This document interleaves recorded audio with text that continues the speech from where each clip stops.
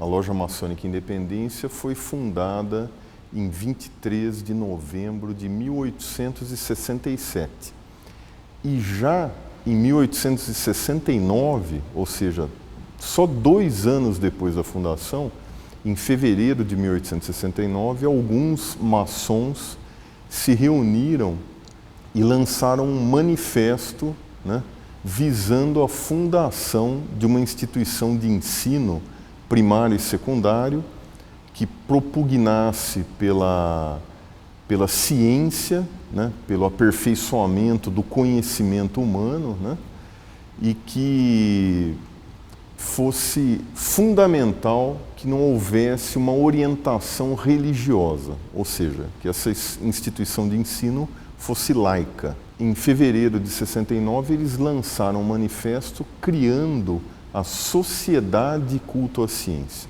O culto à ciência ele foi fundado por um grupo que tinha uma forte influência dos positivistas, das ideias positivistas e da maçonaria, né? Que era um grupo que, só para ter uma ideia, dos professores que tinha aqui no seu princípio eram Alberto Salles, né, o irmão do Campos Salles, que era um grande teórico do positivismo, o Júlio Ribeiro, que eram pessoas que circulavam aqui e davam aula aqui. A Sociedade Culto à Ciência foi fundada em 1869 por 5 maçons, sendo 2 deles membros ativos da Loja Maçônica Independência, que eram o Manuel Ferraz de Campos Salles e o Joaquim Quirino dos Santos. Os outros 3 maçons fundadores da Sociedade Culto à Ciência pertenciam a uma loja que se chamava Fraternidade Campineira e que encerrou atividades em 1872. Então esses irmãos acabaram a vir a frequentar a Loja Maçônica Independência também, depois que a loja deles encerrou atividades. E criada a Sociedade Culto à Ciência, a ideia da sociedade era da fundação de um colégio, né? A fundação e a construção de um colégio. Então, depois da Sociedade Culto à Ciência, foi eleita essa primeira diretoria que eu já disse, depois foi eleita uma segunda diretoria também formada exclusivamente de maçons. Estávamos em plena monarquia, os maçons eram republicanos e pregavam a liberdade, e a liberdade em especial de pensamento. Então, inclusive visando isso, uma das finalidades da fundação de uma escola era também para incentivar essa liberdade de pensamento dos alunos e do ser humano e do cidadão. E já no estatuto dessa sociedade havia um artigo que previa a transferência do Colégio Culto à Ciência para o município de Campinas. Ele, na verdade, ele tinha 10% apenas de bolsa para alunos carentes no seu início. Então, era uma escola cara, porque o material era caro, o uniforme, que mais? E os alunos tinham que pagar uma taxa, me parece que de R$50, quer dizer que não devia ser barato, né, naquele momento. Então, quer dizer, na verdade, era uma escola que você vai ver que ela não era tão numerosa, não houve uma procura tão imensa, porque realmente, né, era dispendiosa e acaba sendo para uma elite. Então, os ideais de liberdade da maçonaria, de certa forma, eles foram disseminados pelo país, inclusive no ensino.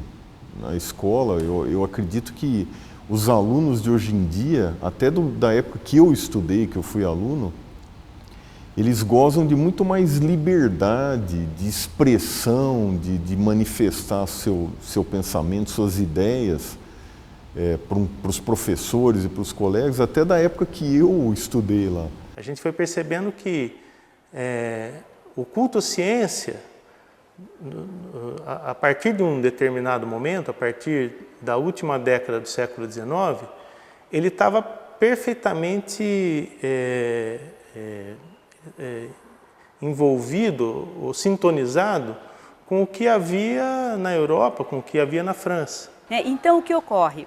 Essa escola ela acaba sendo assumida pela República, pelo governo republicano, e ela vai ser o segundo ginásio do estado de São Paulo. Nós temos o primeiro ginásio de São Paulo que começa em 1894, e esse ginásio que vai ser o segundo estágio, que vai se iniciar em 1896.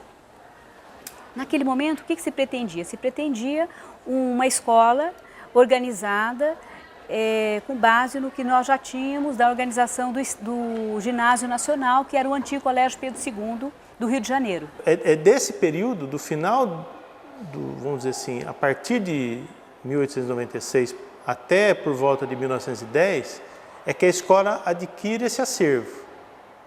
É que a escola vai comprar, vai investir, não, quer dizer, o poder público vai investir na construção de espaços, na aquisição de acervos, na aquisição desse mobiliário. Esses móveis que a gente vê aqui, eles são todos dessa época.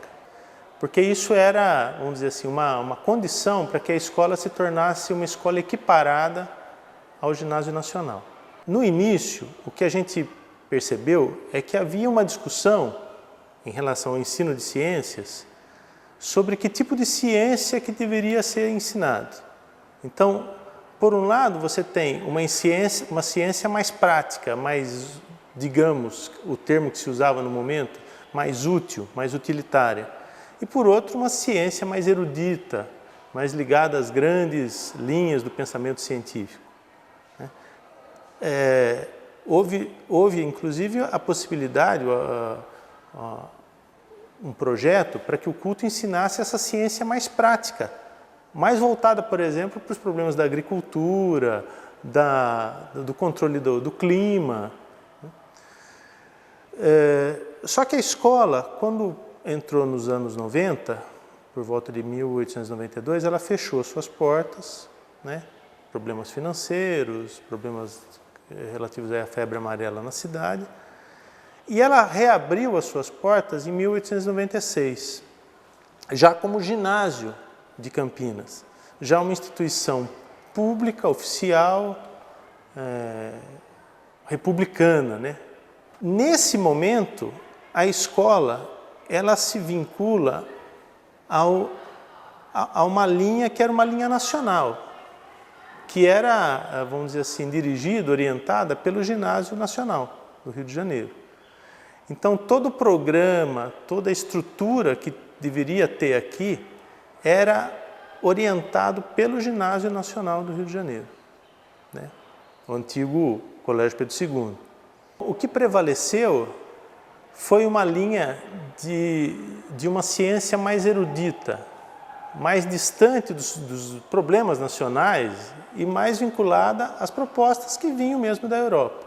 A escola começa a funcionar com todas aquelas disciplinas, né, que se esperava de uma instituição desse porte, que na verdade se assemelhava muito a um curso de nível quase que superior, né, porque a gente tem que pensar que nós, nesse momento, nós não tínhamos ainda universidade. A escola tem duas tradições, assim. Uma que é dos maçons, dos positivistas, né, que é uma coisa muito desse grupo que vivia em Campinas, dos republicanos, dos fazendeiros. E você tem uma outra linha, que é uma linha, digamos, nacional e até internacional, e essas coisas vão se mesclar, vão se misturar aqui no culto à ciência.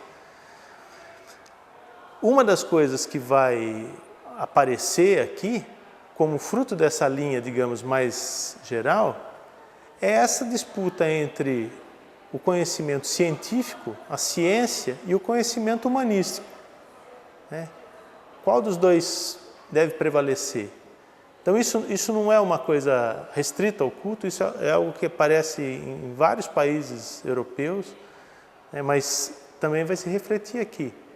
Você tem os professores das disciplinas consideradas mais importantes, grego, latim, professor de matemática, de química, física, são os catedráticos. São aqueles professores que eles têm que prestar um concurso de ingresso, têm que defender uma tese, e eles vão então ser os donos que a gente considera das cadeiras. Cadeiras seriam as disciplinas. Você tinha o espaço com um acervo espetacular, né? Você tinha preparador de laboratório aqui trabalhou 30 anos, né, nos laboratórios da escola. Você tinha professores com formação para isso, Então, você tinha toda a estrutura para ter a ciência praticada no laboratório com os alunos. O culto à ciência é muito interessante, porque você consegue visualizar isso tudo, né, no culto à ciência. Aí você tem o período republicano, a forma como ele, quer dizer, o que é a República, o que é a educação na República? Ela não é qualquer projeto, ela é um grande projeto. O aluno, ele tinha que ingressar, pela lei, ele ingressava com um mínimo de 12 anos no ginásio, ele tinha que fazer os 6 anos, e no final desses 6 anos, com toda a aprovação, ele receberia o título de bacharel em Ciências e Letras.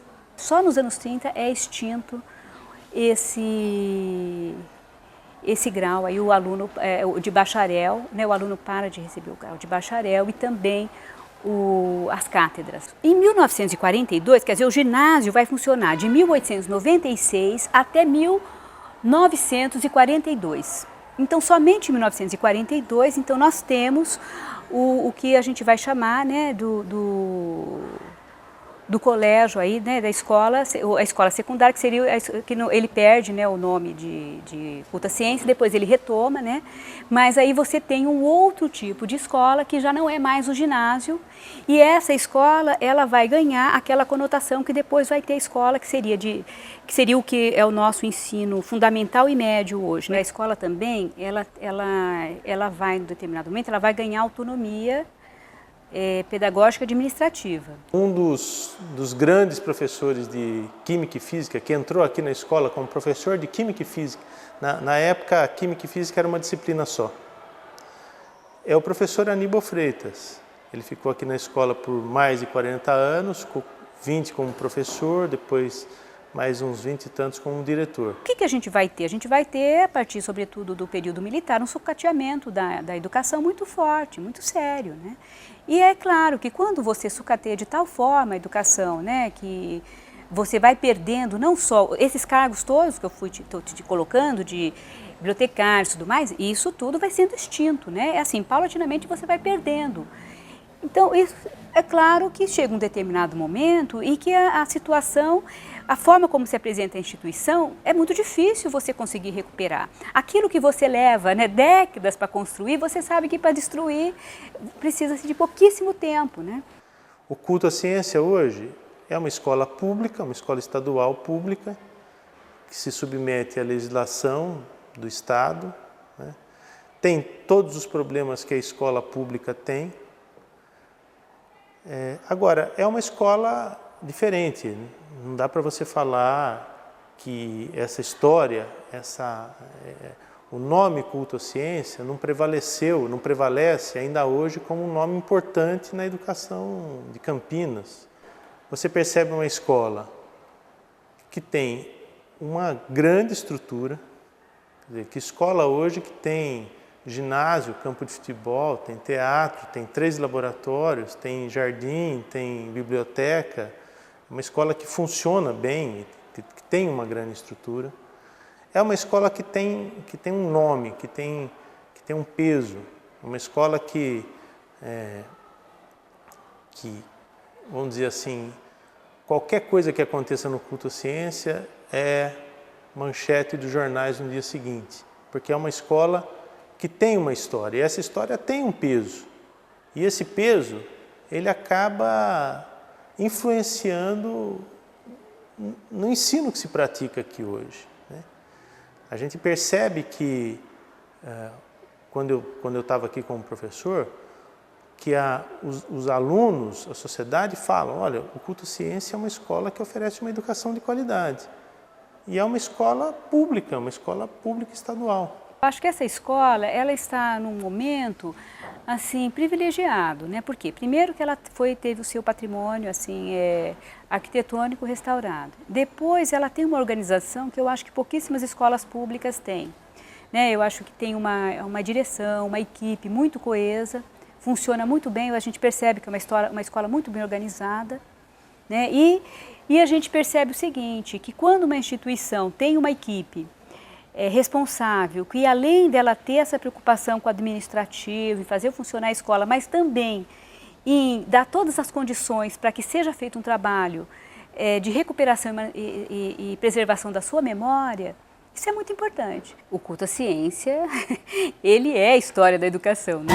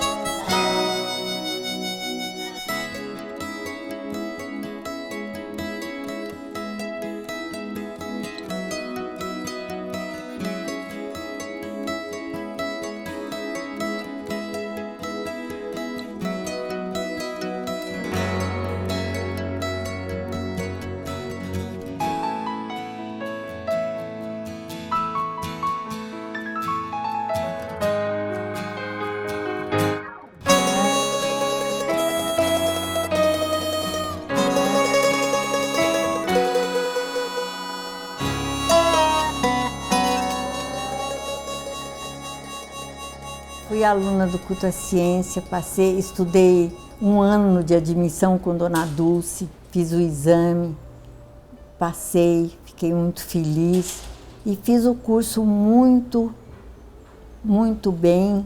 Tive excelentes professores que me estimularam muito e principalmente o professor Sampaio, porque eu sou filha de imigrantes, eu sou polonesa, minha primeira língua não foi o português. E é lógico que meus pais não falavam bem o português. E então o professor Sampaio, na minha primeira redação, nem nota ele deu, só estava vermelha. A minha redação ficou vermelha. E ele me chamou e disse que eu foi me emprestando livros de escritores portugueses, A Morgadinha dos Canaviais, A Filha do Senhor Reitor, e esses livros de escritores portugueses, e disse, você vai ler 1 página em voz alta, 1 página por dia em voz alta. E eu fiz religiosamente. E um dia disse para ele, olha, eu jamais vou ser professora de português, porque eu jamais seria igual ao senhor. Então, e acabei sendo professora de português do culto à ciência. Todos os meus filhos entraram no culto à ciência. Todos foram excelentes alunos, foram todos muito queridos também, porque eles sabiam que não era porque eu era professora que eles tiravam notas melhores, eles foram muito queridos. E o meu marido foi convidado para dar aula de física, então nós todos ficamos no culto à ciência, era desde manhã até de tarde. E ele também era um grande professor e não sei, os alunos gostavam da gente. Os alunos não gostam de professor mole, como eles diziam. Eles têm orgulho dessa aula rigorosa, de um professor rigoroso que exige, porque o aluno não é bobo, ele está ali parado 45 minutos e não aprende nada. O aluno está ali e quer compensar. Estou aqui parado 45 minutos, ele tem orgulho de que o professor presta atenção nele e confia nele, quer que ele se desenvolva. Eu fui professora de português aqui no Colégio Culto à Ciência, desde 59 até 1980. Então eu lecionei aqui mais de 20 anos. E o Colégio Culto à Ciência, na minha vida, foi uma presença desde que nasci. Porque quando eu nasci, o meu pai era professor aqui do colégio, que é o professor Benedito Sampaio, também de português. Então, e meus irmãos mais velhos que já tinham 16 anos, 17 anos, porque eu sou uma das últimas, eles eram alunos daqui do colégio. Naquele tempo eram alunos do ginásio, é assim que eles chamavam, era o ginásio do Estado. Então, eu vivi nesse ambiente e nesse clima de colégio, de ginásio do Estado, desde sempre, porque depois, quando eu tinha 11 anos, eu fiz o exame de admissão e entrei aqui no colégio. Entrei em primeiro lugar. Eu tinha uma classe de 8ª série, não era normal, eu em geral dava para o colegial. Mas eu tinha, nesse ano, para completar naturalmente o número de aulas, eu tive uma 8ª série. E foi na época mais difícil política do Brasil. E esses alunos eram muito políticos. Alunos que depois apareceram mesmo no cenário brasileiro. E eles me pediram se eu podia deixar que eles fizessem um concurso de oratória, que era uma coisa que de vez em quando eu fazia, desde o tempo que eu lecionei em Ribeirão Preto. Então, eu percebi aonde eles estavam querendo chegar. Mas eu desafiei, eu não podia dizer que não, eu não podia tolher na minha consciência. Então, houve esse concurso de oratória, havia nessa classe. E ali, eles expuseram todos os dados, toda a realidade brasileira, as coisas que estavam acontecendo, com dados estatísticos, eram meninos muito inteligentes, eram brilhantes mesmo. E eles ali, é claro, eles usaram a aula para catequizar a classe, com a minha conivência. E naquele tempo não era perigoso, inclusive, em relação ao diretor. Não que o diretor se opusesse, assim, politicamente, mas ele tinha o dever de coibir qualquer coisa do tipo. Eu corri esse risco. E digo mais, eu me esclareci muito com esses alunos de 8ª série, aprendi muito com eles. Foi uma coisa extraordinária. As eleições. Eu era professora quando houve a primeira eleição no Brasil. Eu armei uma barraquinha lá no fundo, treinei os alunos. O Culta Ciência era um colégio muito importante no sentido político. O presidente da UNE era nosso aluno. E havia um jornalzinho, Brasil Urgente, que era editado na escola, por alunos da escola. Chamava-se Brasil Urgente, que na época da ditadura pediram para a gente, para os professores de português, eu não sei se isso é possível contar, pediram para que nós contássemos o teor de redações, sabe? E aí eu falei, isso eu não posso fazer. Eles escrevem confiando em mim e eu não posso divulgar. Mas havia caixinhas de som, o diretor poderia ouvir todas as nossas aulas. Eu não sei se ainda existem, mas na época existia. E então era um colégio muito atuante e os nossos alunos eram muito inteligentes, muito politizados, sabe? Era um desafio ser professora deles, eles sabiam bastante. Eu tive aluno de latim que falava latim, ele tinha sido seminarista, sabia mais do que eu. Na época de aluna, tinha saído de uma escola particular e vim para o culto, né? Prestei a provinha e aqui já havia uma preocupação com o projeto político-pedagógico da escola. Aqui já se fazia um trabalho interdisciplinar de valorização do aluno, do professor.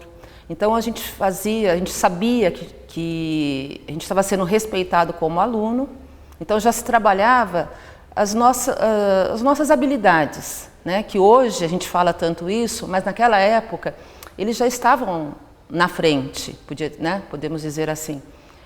Então, essa interação com as outras disciplinas, laboratório, trabalho de física.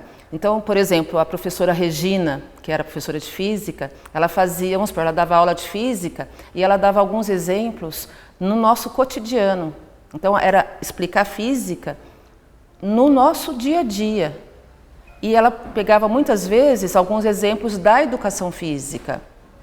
Então, trabalho de força, de resistência, equilíbrio. Então, era muito legal. É coisa assim que era uma inovação na época. Então, e o culto à ciência fazia essa diferença. E aqui tinha uma tradição muito forte em esporte, né?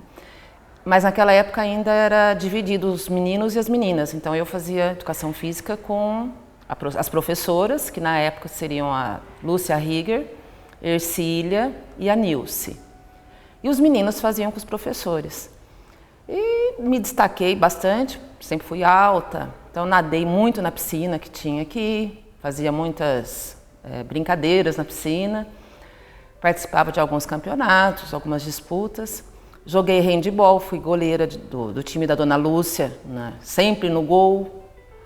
E assim foi a minha trajetória enquanto aluna, né, me destacando, gostava muito, às vezes enforcava umas aulinhas para ir lá para o ginásio, para a quadrinha lá embaixo, era muito bom. E isso fez com que eu despertasse em mim a paixão pelos esportes, né? Mais ainda. E por fazer uma faculdade de educação física contribuiu muito. O Alberto Krum, o ginásio de esporte Alberto Krum, ele era referência, era local dos grandes eventos, dos eventos esportivos de Campinas, pois Campinas não tinha ginásios públicos. Acho que o Taquaral era, naquela época, Alberto Krum da década de 50, se não me falha a memória, né? 40 ou 50, e o Taquaral não existia, então, quer dizer, era a referência esportiva. Então, para nós era uma honra fazer aula, frequentar o ginásio num palco que era de grandes atletas que chegaram à seleção brasileira, disputaram a Olimpíada, enfim, uma referência muito grande.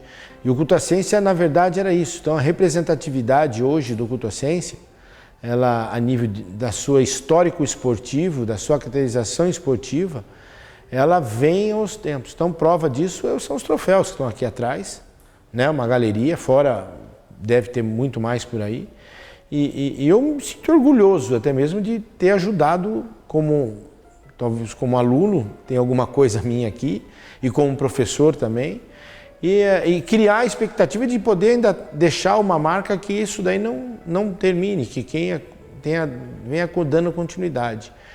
E a nível pedagógico, essa continuidade ela só acontece quando você tem apoio da direção, quando você tem apoio dos demais docentes. Então, eu não sou campeão sozinho do Estado. A escola é campeã. A diretora nos apoiou, a vice-direção, a coordenação e os demais colegas também apoiaram. Falar é muita coisa, né? Aqui 6 anos estudando aqui, 12 anos, não vai dar metade da vida, né? Aqui quase, mas representa muito, né? As amizades, os ensinamentos, e o que vem ainda, porque eu acho que eu continuo aqui, espero me aposentar aqui, né?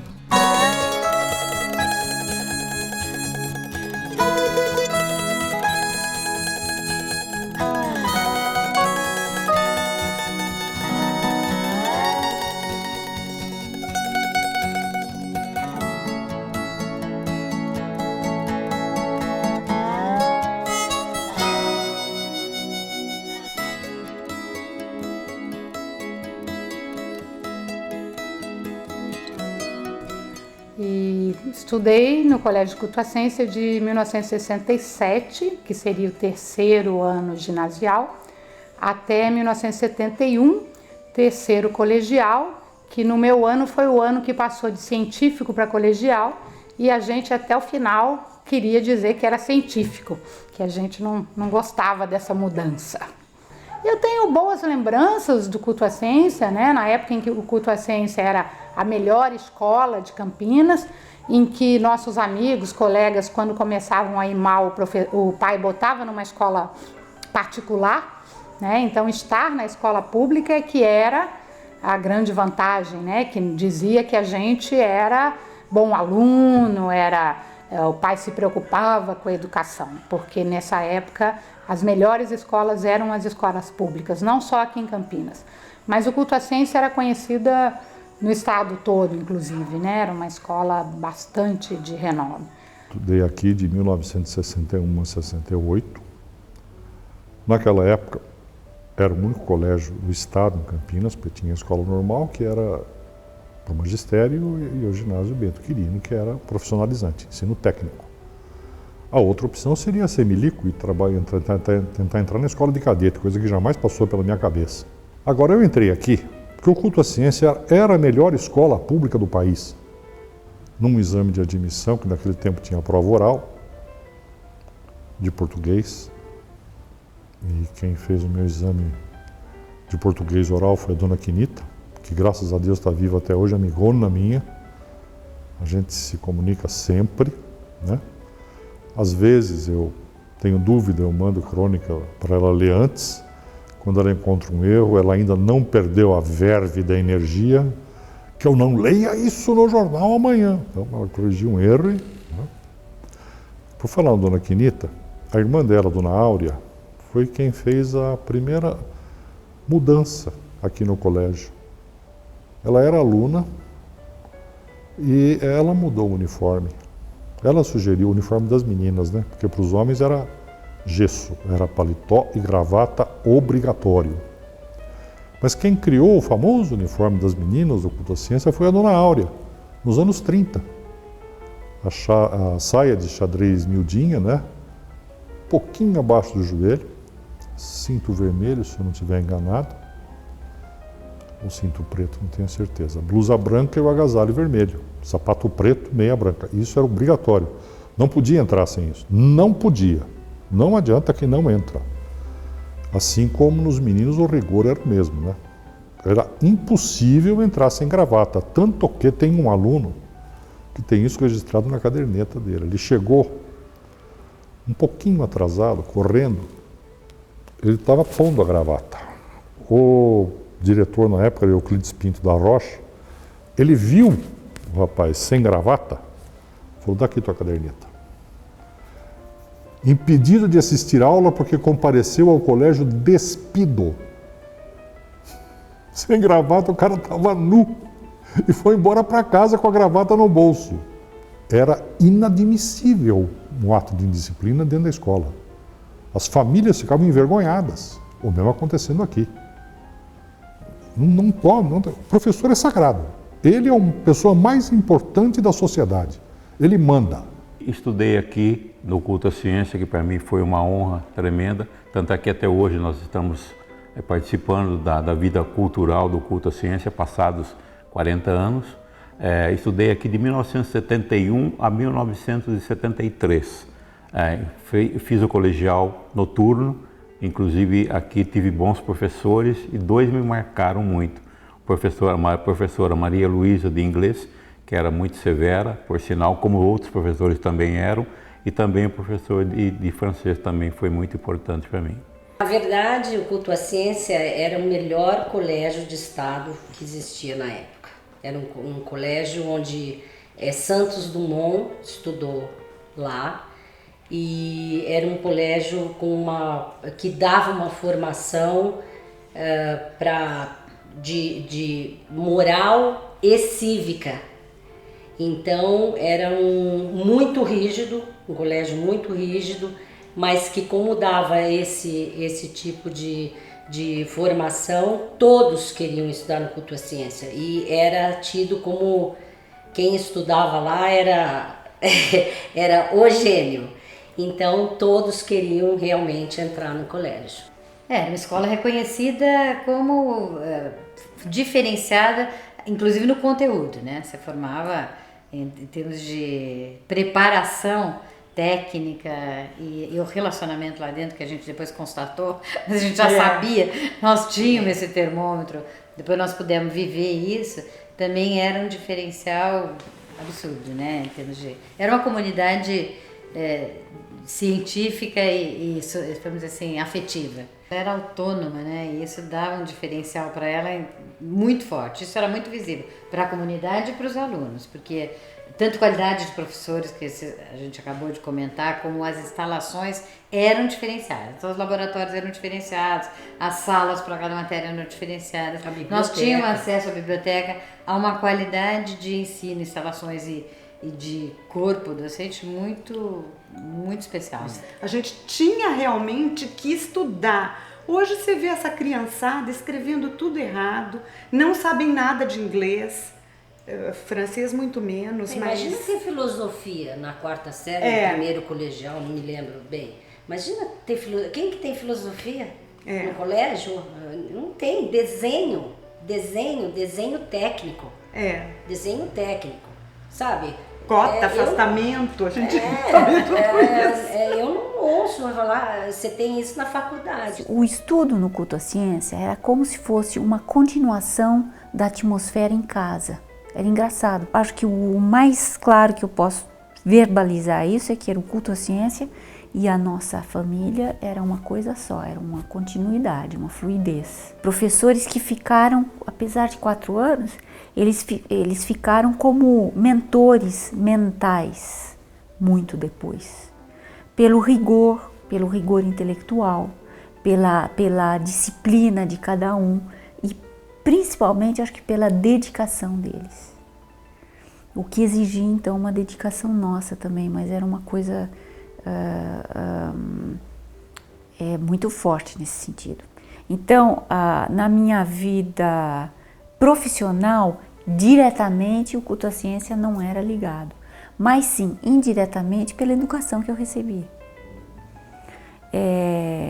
Inclusive, por exemplo, hoje eu vivo na França. Eu cheguei na França há 10 anos atrás, eu morei desde os 13 anos fora do Brasil. Eu cheguei na França 10 anos atrás e eu tinha um francês, mais ou menos, né? Mas o francês que eu tinha era de 1 hora por semana com a Dona Maria Bonjour, que a gente chamava Dona Maria Bonjour, que vocês devem ter ouvido falar dela. Ser musicista profissional, ainda mais pianista clássica, é um modo de vida, realmente, não é só uma profissão. A gente vive isso 24 horas, a gente é isso, senão não é uma profissão que eu visto de vez em quando, eu sou isso. Eu posso dizer que esta, vamos dizer, dedicação ao que eu sou veio de um amor muito grande pelo instrumento, mas também veio, isso é uma coisa que a gente aprende a fazer com o tempo, tem amor, tem talento, musicalidade, etc, mas a gente aprende a essa dedicação, a ter essa dedicação. Com certeza, a educação que eu tive em casa, como eu falei que o culto à ciência e o que eu tive em casa, é uma continuidade, foi de imensa dedicação de meus pais. E também, eu não posso deixar de falar de minha professora de piano e dos meus professores de piano aqui no Brasil. Tinha uma educação, uma paixão enorme. Mas com certeza essa dedicação, essa seriedade, eu acho, levar o aluno a sério, tratar o aluno como um adulto, tratar o aluno como uma pessoa que tem alguma coisa a dizer, não só como uma tábula rasa.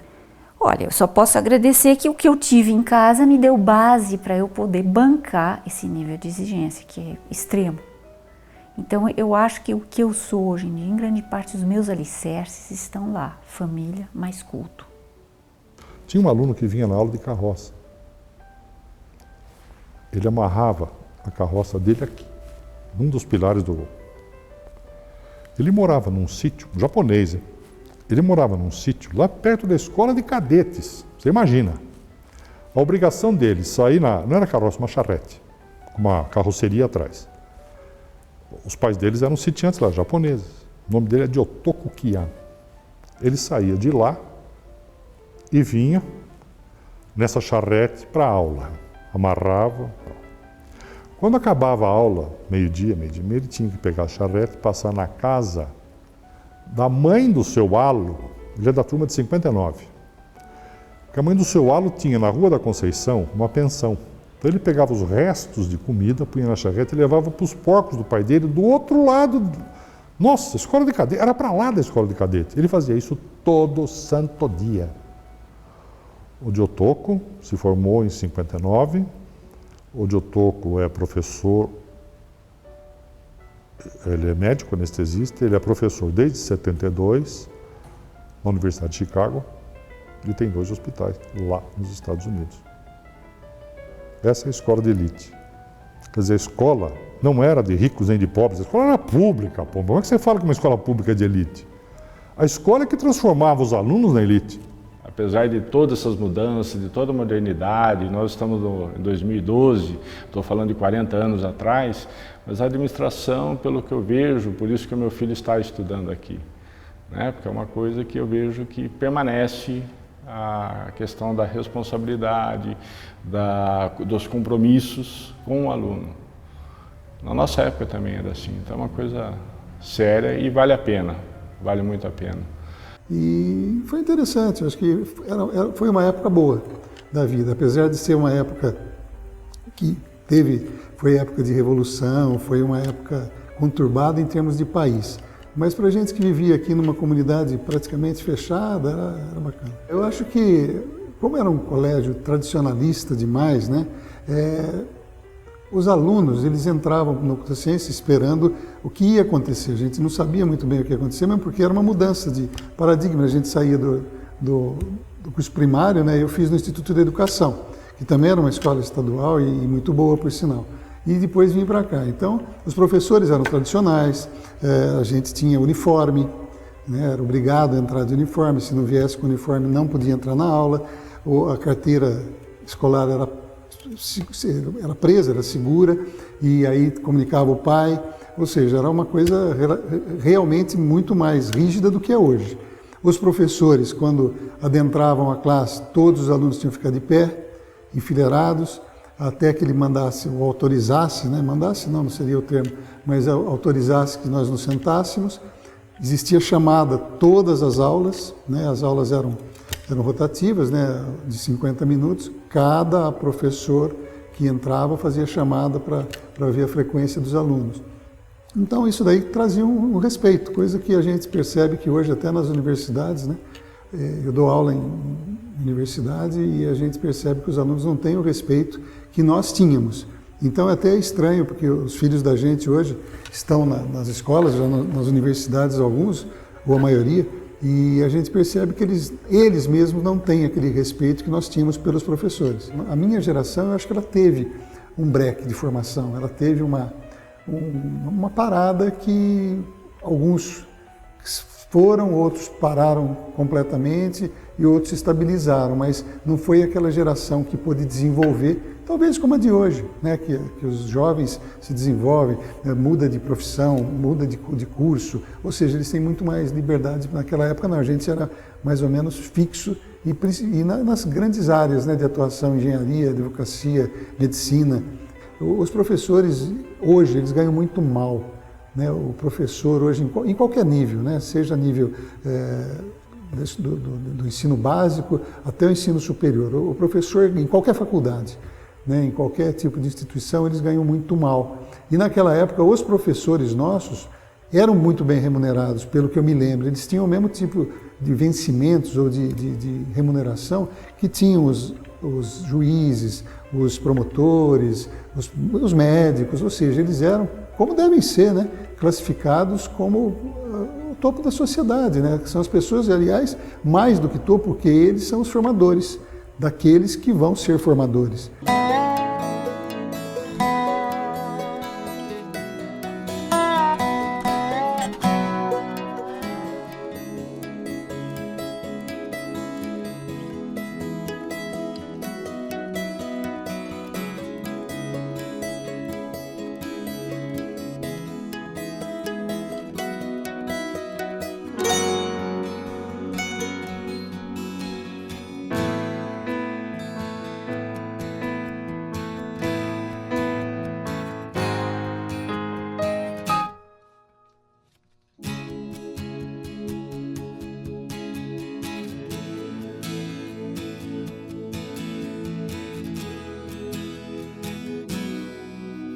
Eu lembro que meus pais pagaram um cursinho de uns 3 meses para eu me preparar para o exame do Culto-Ciência, que era muito difícil.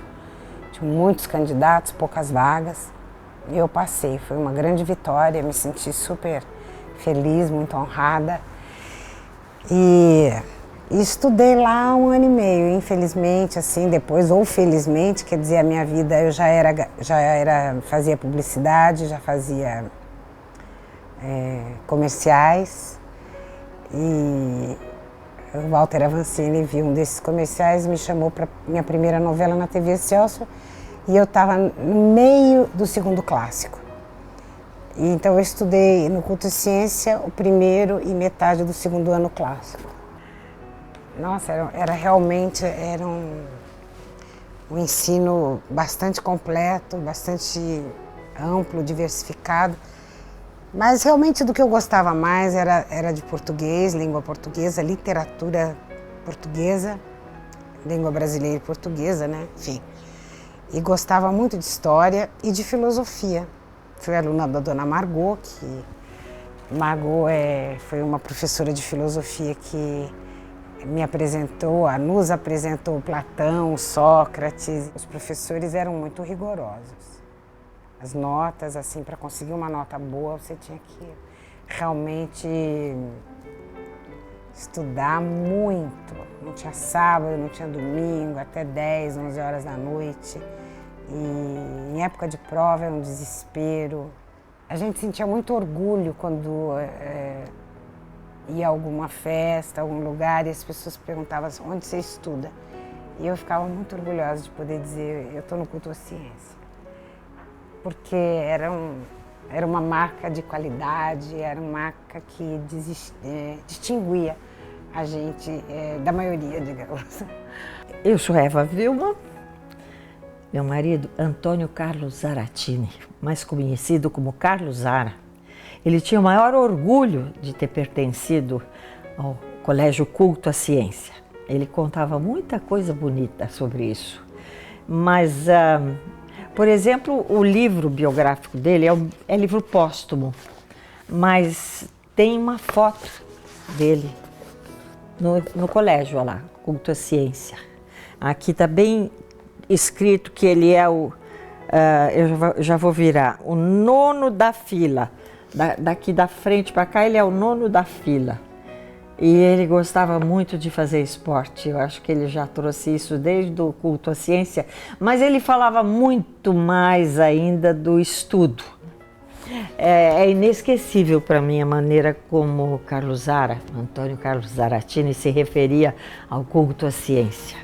Ele não só tinha orgulho, ele tinha lembranças muito boas, ele gostava de falar dos colegas, ele gostava de falar dos professores, ele citava nome de professores ainda daquela época.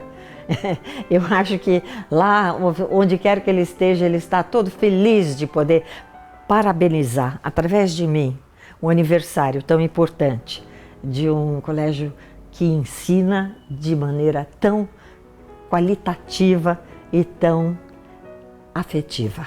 Nasci e cresci na roça, na fazenda. E quando terminei o grupo escolar, meu pai decidiu que eu deveria fazer um colégio bom. Então mudamos para Campinas. Naquele tempo a gente não podia entrar no ginásio com menos de 11 anos de idade.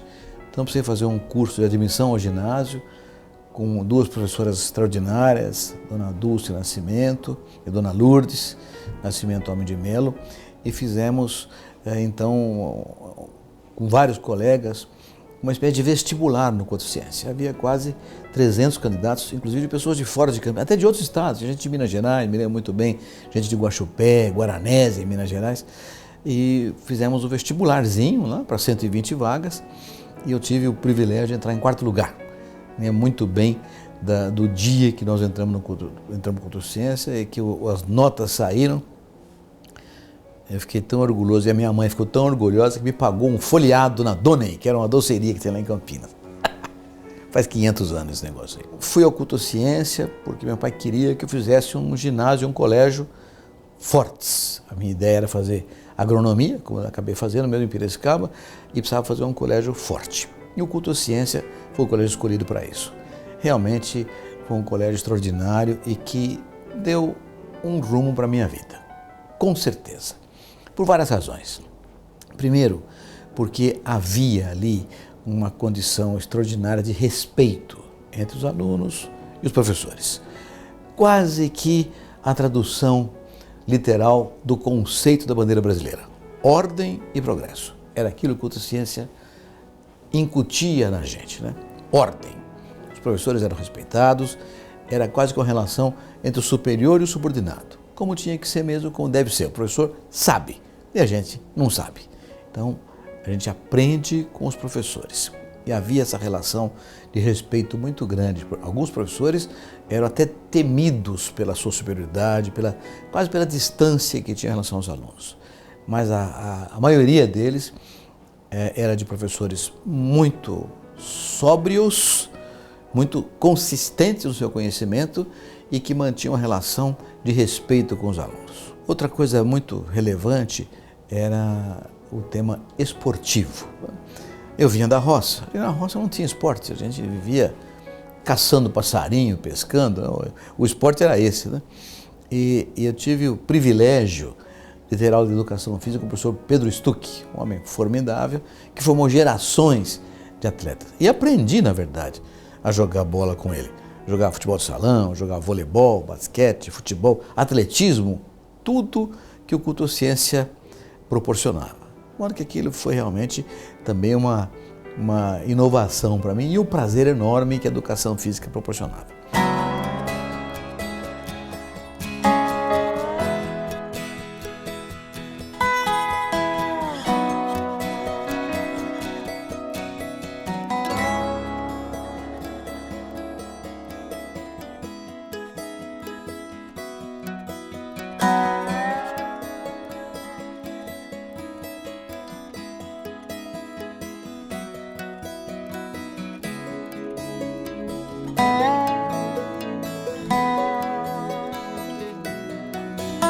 A minha classe, na época, sempre foi onde é hoje a biblioteca da escola, aqui no canto direito, ao nosso canto direito.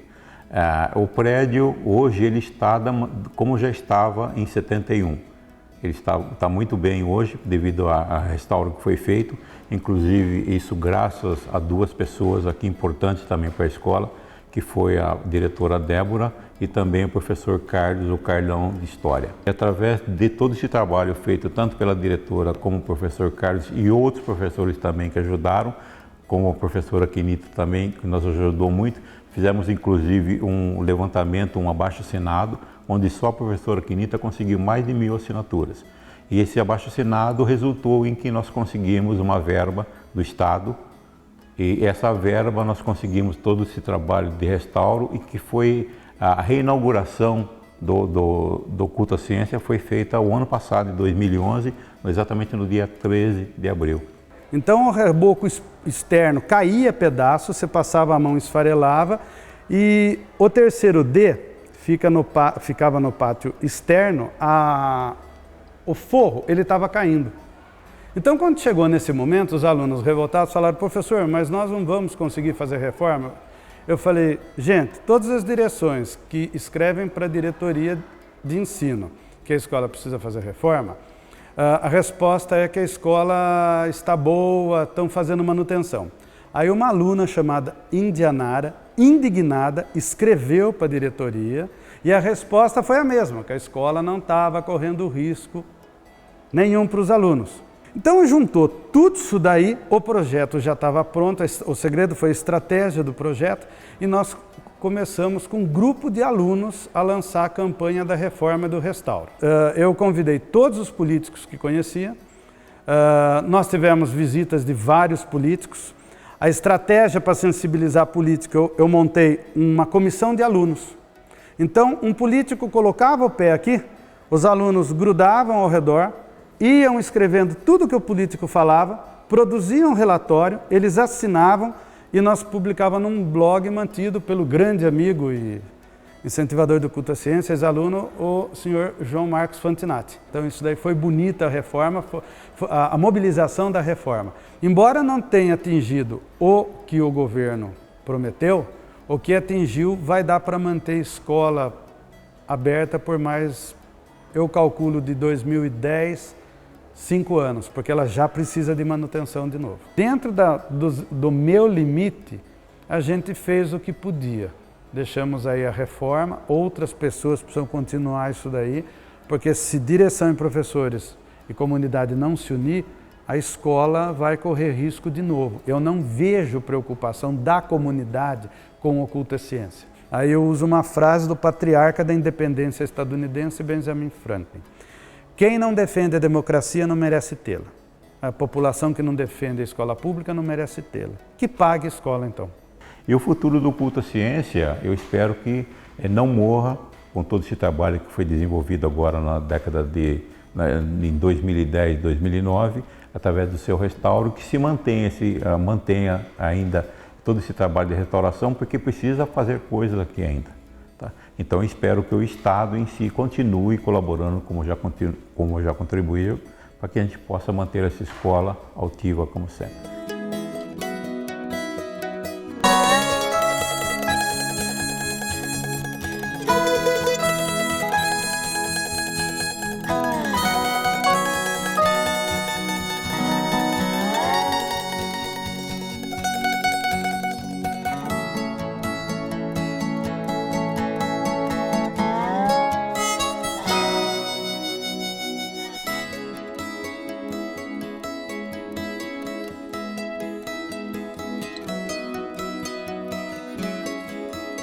Legal, pessoal bastante divertido, professores bem empenhados no que fazem, bem diferenciado mesmo de outros colégios públicos. Os professores, eles vêm com mais empenho para dar aula do que muitos outros professores. Eles vêm para querer ensinar mesmo os alunos e muitos alunos vêm para querer aprender aqui. Muito difícil não dar certo esse conjunto. Porque quando eu entrei aqui, a minha primeira diretora, ela saiu, a gente não sei qual o motivo, mas eu tive mais contato com a Miriam, que ela ficava mais à noite, porque quando eu entrei aqui eu trabalhava à noite. Ela sempre falou para mim que aqui não é uma escola comum, era uma família. Então é uma família culto à ciência, e até hoje para mim é uma família culto à ciência.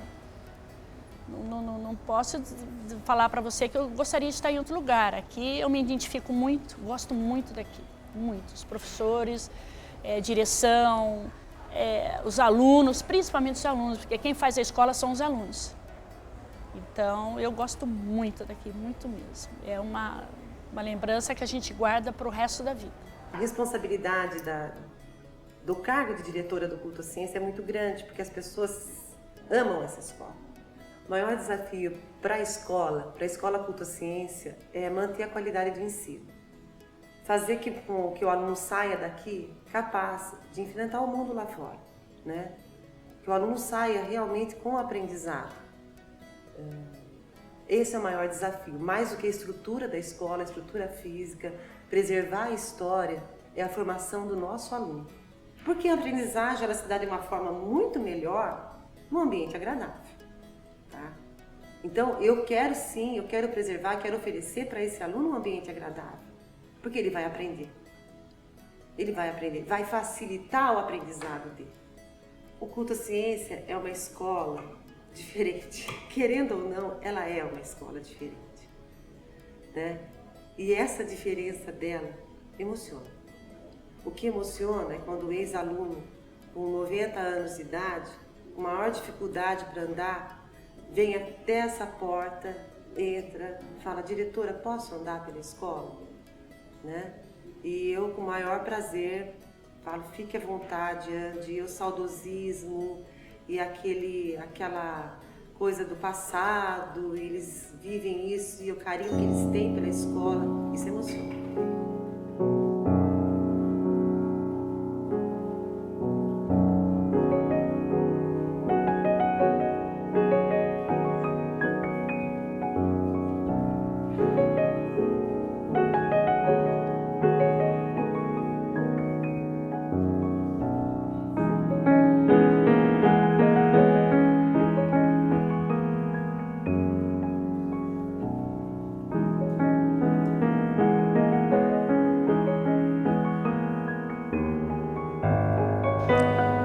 culto à ciência não perdeu a pompa.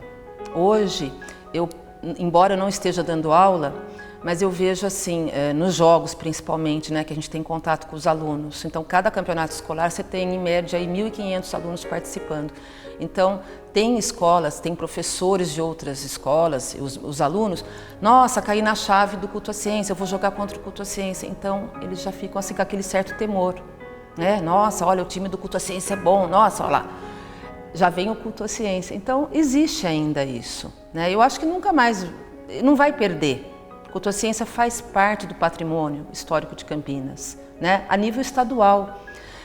O pessoal de São Paulo, né, que a gente pertence à Secretaria da Educação, eles conhecem o culto à ciência. Então, assim, nossa, ali passou um monte de gente, vários atores, atrizes, personalidades, políticos.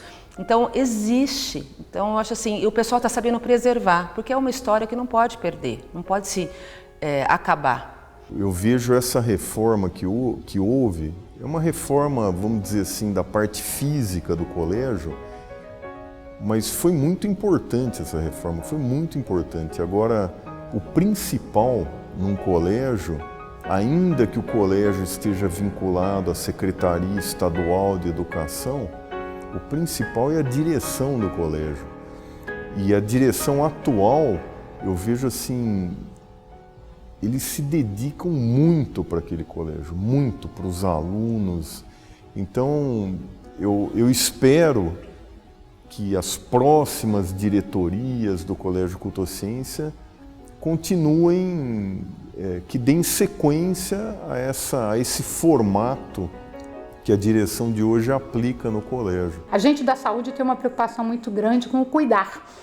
Para nós, essa é a grande missão, cuidar. E eu acredito que a educação também, cuidar para fazer pessoas melhores, né? Cuidar para que a educação seja realmente o que move as pessoas num país, para mais cidadania, mais solidariedade.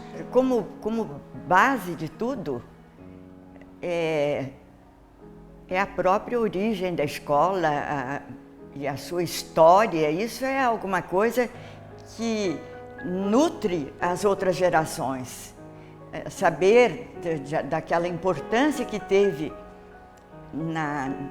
nos planos, nos ideais daqueles campineiros antigos, não é? Que se decidiram, que pensaram e se reuniram para abrir uma escola.